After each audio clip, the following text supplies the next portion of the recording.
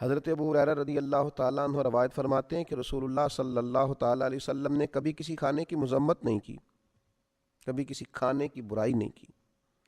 اگر آپ صلی اللہ تعالیٰ علیہ وسلم کو کوئی کھانا، کوئی چیز پسند ہوتی تو کھا لیتے، ورنہ چھوڑ دیتے۔ لیکن یہ میری من پسند چیز نہیں آئی، یہ نہیں بنایا گیا، یہ نہیں کیا گیا، یہ عائلی زندگی کو، نجی زندگی کو بڑا متاثر کرتا ہے، دوستوں کی محافل کو بڑا بھائی میں یہ نہیں کھاتا، یہ آپ کیا لے آئے، یہ انسان کی زندگی کو ایک متاثر کرنے، اگرچہ یہ چیز معمولی ہے دیکھنے میں کہ کسی شخص نے کسی چیز کو کہہ دیا مجھے ناپسند ہے، لیکن نجی زندگی کو بہت متاثر کرتی ہے۔ اگر آپ کو کوئی چیز پسند نہیں ہے تو بھائی باقیوں کو تو پسند ہے نا، آپ کو کوئی سبزی پسند نہیں ہے تو باقیوں کو تو پسند ہے، لیکن آپ کے رویے کا